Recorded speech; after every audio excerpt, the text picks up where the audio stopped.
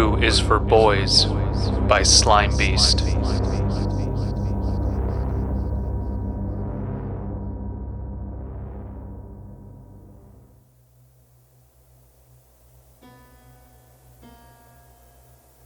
I didn't know I was poor until December 2005.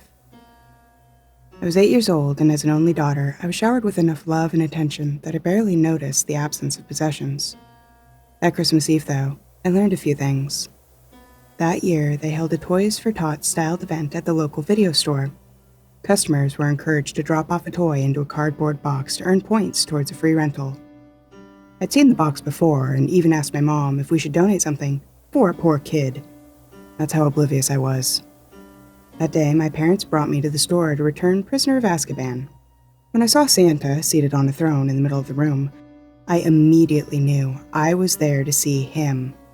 I was ecstatic as we waited, and I could barely keep from breaking into nervous tears as I got up into his lap. The man looked weathered and weary, with a notable wart at the corner of his eye. He wasn't what I'd been expecting, but I'd visited grandparents before, so I wasn't put off by his rough, reddish-yellow complexion. What really caught my notice was the smell. It wasn't overwhelming, but he smelled like my friend's baby brother, like a musty diaper. I shifted uncomfortably as I felt the crackle of plastic in his lap. "Ho ho ho!" he exclaimed, dispelling any misgivings. "What would you like for Christmas?"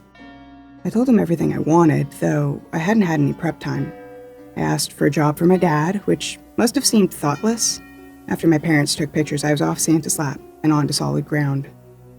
"Go over and pick out a present," Santa boomed, giving me a guiding hand to a small, folding card table. That's when it hit me. A cold feeling hit the pit of my stomach. He wanted me to pick out a toy for a poor kid. I looked to my parents, sure they'd gesture for me to leave the table and come back to them.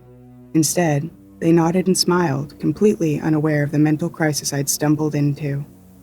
I reached for a box in blue paper. "No!" Santa boomed again, a sudden harsher tone wrapping his voice in thorns. It softened again as he continued. "Blue is for good little boys, and pink is for sweet little girls." I obediently selected a pink box before scurrying back to my mom in a miniature panic. I couldn't open that present on Christmas morning. I thought it'd be a broken, dirty doll someone dropped into the donation box instead of throwing it away. I'd never been selfish like that before, but being surprised with the idea that I needed charity, well, it played havoc with my young, fragile outlook on life. Dad ended up opening it for me, assuming I was too humble to accept it. I didn't correct him as he pulled out a new, pristine-looking white teddy bear.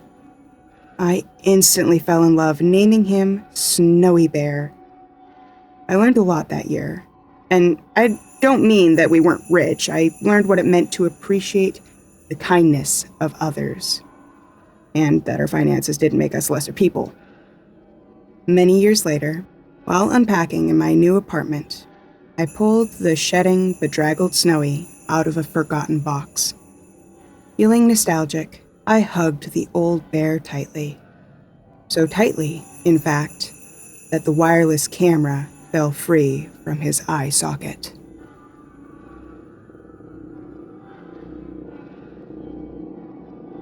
Blue is for Boys was written by Slime Beast. Narration by Lex Reckless. Editing, mastering, and original music by Abysme.